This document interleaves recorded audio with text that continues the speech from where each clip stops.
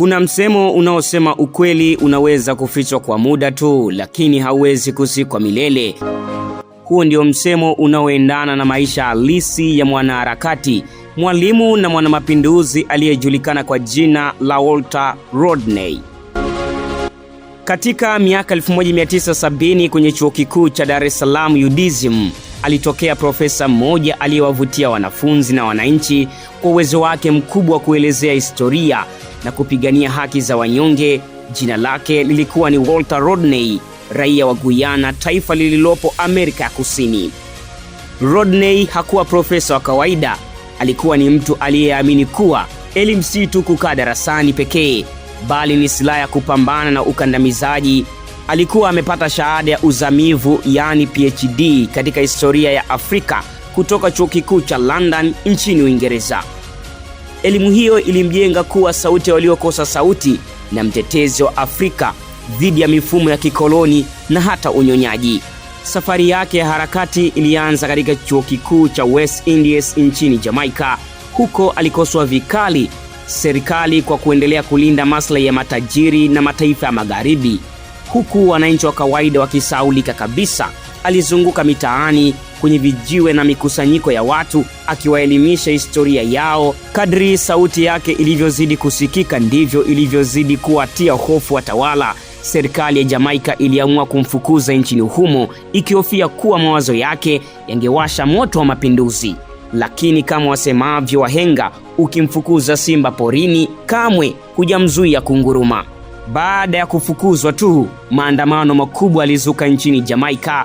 Wananchi walijaa mitaani kupinga hatua hiyo. Katika tukio hilo lililokuja kujulikana kama Rodney Riots, kwa wengi Rodney alikuwa mwalimu na kwa wengine alikuwa kama mkombozi. Baada ya maandamano hayo, Rodney alifika nchini Tanzania na kujiunga na chuo kikuu cha Dar es Salaam, yani UDSM. Wakati huo Tanzania ilikuwa moyo wa harakati za ukombozi barani Afrika. Nchi nyingi zilizokuwa bado chini ya ukoloni zilipata msaada na ushauri kutoka Dar es Salaam. Rodney alipata urafiki wa karibu na baba wa taifa, Mwalimu Julius Kambarage Nyerere. Wote waliamini katika kujenga jamii yenye usawa na haki. Alisafiri vijijini kueleza falsafa ya ujamaa na kuunga mkono azimio la Arusha lililofanyika mwaka 1967. Wakati huo vyama vya ukombozi kama Frelimo ya Msumbiji, ANC ya Afrika Kusini, MPLA ya Angola vilikuwa vinapata msaada kutoka Tanzania, na Rodney alikuwa miongoni mwa wasomi waliowapa elimu na ushauri viongozi wa harakati hizo. Hata hivyo, si kila jambo lilikuwa shwari. Akiwa UDSM, alihusishwa na vikundi vya wanafunzi waliokuwa na mawazo ya kimapinduzi. Baadhi ya mawazo hayo yalionekana kwenda mbali zaidi ya sera za serikali ya Tanzania. Kulikuwa na tofauti za kimtazamo baina yake na baadhi ya viongozi wa serikali, lakini heshima kati yake na Mwalimu Nyerere iliendelea kuwepo. Mwaka 1974 aliondoka Tanzania na kurejea kwao Guyana.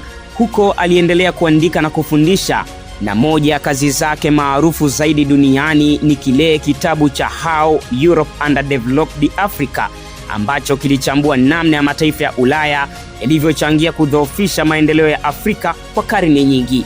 Lakini kurejea kwake nyumbani kukamweka uso kwa uso na serikali ya nchi yake. Rodney alinyimwa nafasi ya kufundisha kutokana na hofu ya kisiasa.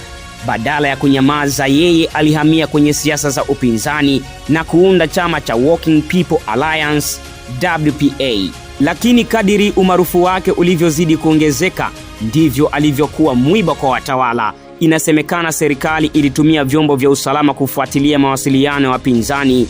Rodney alihofia usalama wa wanachama wenzake na akaanza kutafuta njia salama za mawasiliano. Lakini wakati mwingine adui anayekutazama huwa karibu kuliko unavyodhani, kwani mnamo Juni 13 mwaka 1980 Rodney alipokea kifaa alichokiamini kingesaidia mawasiliano ya siri, bila kujua kifaa hicho kilikuwa sehemu ya mtego hatari. Akiwa pamoja na kaka yake Donald Rodney, walienda kufanya majaribio ya kifaa hicho ndani ya gari karibu na eneo la Georgetown.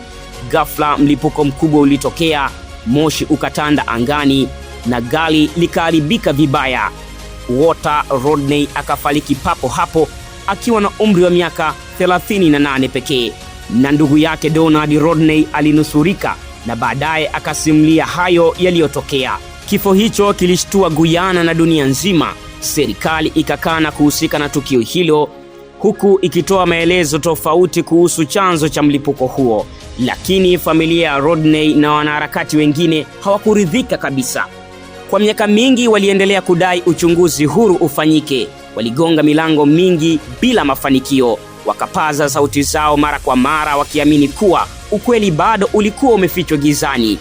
Hatimaye mwaka 2014 serikali ya Guyana iliunda tume maalum ya uchunguzi kuhusu tukio hilo. Baada ya kusikiliza ushahidi wa mashahidi mbalimbali na kuchunguza nyaraka nyingi, tume hiyo ilihitimisha kuwa kulikuwa na ushiriki wa maafisa wa serikali ya wakati wa tukio hilo katika mazingira yaliyopelekea kifo cha Walter Rodney. Mtu aliyetajwa kuhusika ni Gregory Smith. Alikuwa tayari ameshatoweka nchini humo kwa muda mrefu. Kabla alidaiwa kuishi kwa jina jingine katika French Guiana hadi alipofariki mwaka 2002. Baada ya ripoti hiyo kutolewa, serikali ya Guyana ilimtambua Walter Rodney kama shujaa wa taifa na kuomba radhi kwa familia yake. Leo hii, zaidi ya miongo 4 tangu kifo chake, jina la Walter Rodney linaendelea kusikika katika vyuo vikuu, vitabu na harakati za haki za kijamii duniani kote. Kwa sababu hiyo, historia hii imetufundisha jambo moja tu, ni kwamba unaweza kumwondoa mpigania haki duniani, lakini kamwe huwezi kuua mawazo yake. Jina langu naitwa Elia Daniel. Bye.